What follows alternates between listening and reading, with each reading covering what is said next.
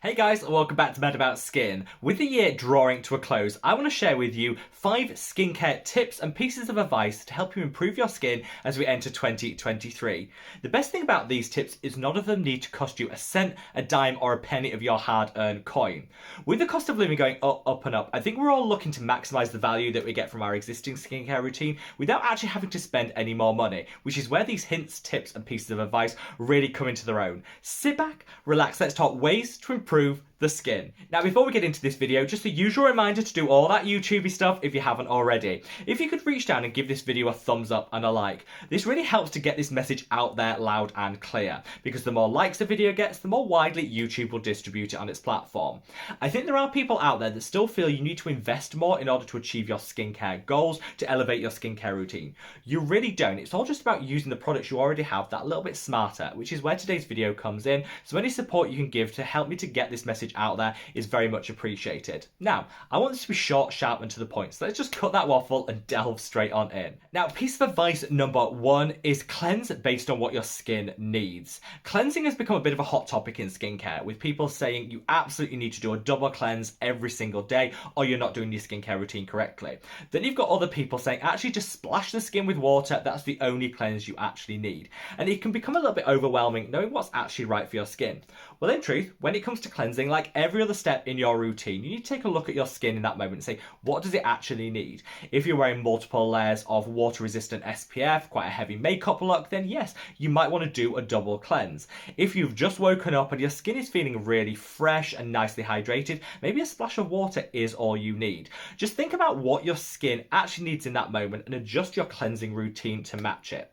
A really good example for me is in these cooler winter months here in the UK, I reach for something like this, which is the Mad About Skin Cleanser, that's creamier, richer, less likely to strip and dry the skin. However, in summer, when I am a grease-slick morning through till evening, this product just isn't going to do it for me. I need something to keep me matte, and so I'll reach for a gel cleanser, something like the hyaluronic acid one by the Inculist, that will remove some of that excess oil, but doesn't leave me feeling totally stripped and my skin tight.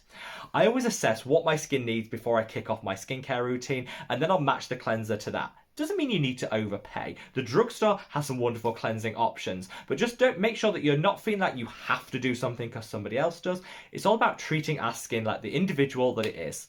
My piece of advice number 2 is if you're not massaging the face, you truly are missing out. Facial massage is where it's at, and the best thing is it's free.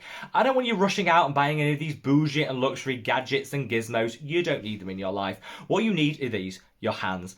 Apply your cleanser to the skin, whatever cleanser you choose for that moment of the day, and just work it in for 60 seconds. That 60 seconds of facial massage will get that lymphatic drainage going, meaning it'll really help to tighten the muscles around the jawline, it'll help remove any puffiness and inflammation that you have, and also it gets that circulation going, meaning the rest of the skincare that you apply will work just that little bit better.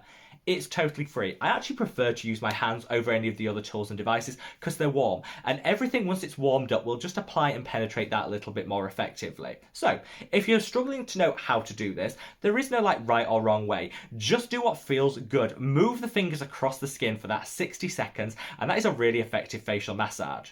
If you want to do something that's a little bit more structured, then I did film a separate video, which I'm going to leave a link to up there. Promise me you won't laugh at that video. It's one of my very early ones. Honestly, the editing's terrible. The lighting was awful, but I still use that same facial massage routine day in, day out to this day. So whilst okay, the video might not be the best I've ever created, the advice you cannot fault. So check that out and get a little facial massage going into your skincare routine. You'll definitely see some enhanced results. Piece of advice number 3 is sunscreen all day, every day. I think, like I said with cleansing, a lot of people went to the extremes and started saying you have to do this or you have to do the other. And the same happened with sunscreens. A lot of us weren't even wearing a sunscreen like 2 or 3 years ago, but now you have these people online saying you need to use a 3-finger method, reapply every 2 hours. If you're not doing that, you're destroying your skin, kind of guilting us into feeling that we have to do it a very certain way. And that's all the fun and enjoyment out of our skincare routine. And I find actually turns a lot of people off from reaching for sunscreen at all. That should never be the case. It is the single most important step in your skincare routine. But like with everything else, use a good broad spectrum sunscreen, but apply it in a way that meets your lifestyle. Yes, in an ideal world, you'd be applying it on a morning and then reapplying it throughout the day. That's like the gold standard. But not everybody has the facility or the means to do that. You might be living a busy life. At work, it might not be practical. So what I would say is just get the basics right.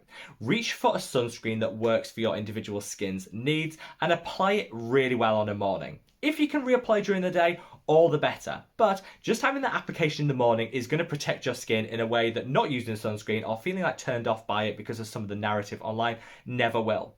My top tip when it comes to sunscreen is choose one that works as a moisturizer too. That way you don't feel like you're having to use multiple different steps at the end of your routine. Sunscreen and moisturizer in one gives you that beautiful finish on the skin and that protection. I really struggled to find a sunscreen that worked well on my oily, acne prone skin, so I actually created my own, which is this, the Mad About Skin Protect and Hydrate Sunscreen.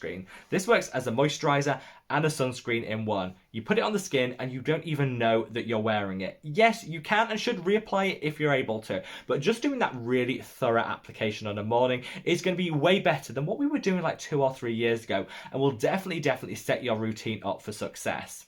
My favourite way to apply sunscreen is actually with 2 smaller layers than 1 really thick layer. The reason I do this is we're all a bit sloppy. We end up missing areas. So I will apply 1 thin layer to the skin, wait a minute for it to sink in, then I'll apply another equally thin layer on top of it. That way, any areas that I missed on the first pass, I'll get on the second.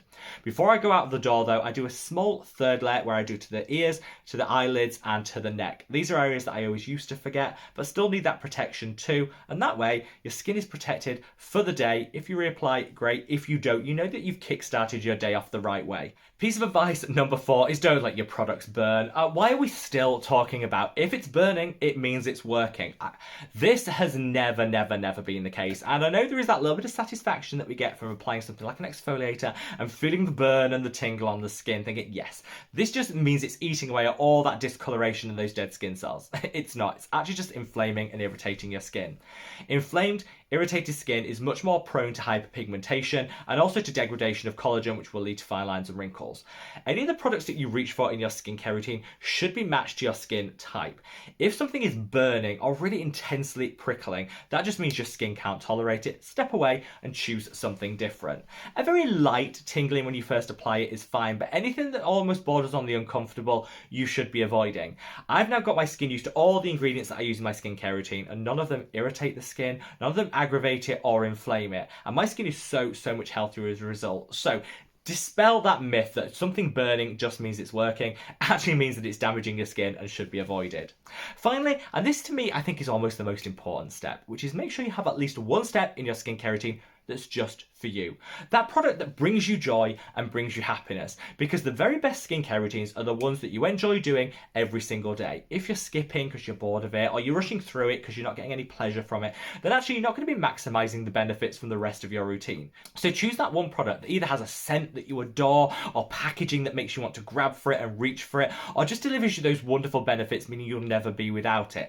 Use that every single day, because if it brings you a little bit of happiness, trust me, the rest of your skincare routine will be so much more enjoyable. For me, it's this. This is the Bubble Daydream Serum. It works, it feels gorgeous on the skin, and the packaging just makes me smile. It lifts me up on a morning, which is why I use this for the results, but also just for me. It's something special that I personally really enjoy, and I would recommend everyone have at least 1 step in their skincare routine that brings you the same joy that this one does for me. And I promise you, the rest of your skincare routine will deliver far greater benefits as a result. So there you have it, guys. 5 quick and inexpensive ways of elevating your skincare routine in 2023. If you've got any others that you personally would like to add to this list, sound off in the comments section below. And wherever you are in the world, guys, stay safe, stay well, and love your skin. Take care. Bye.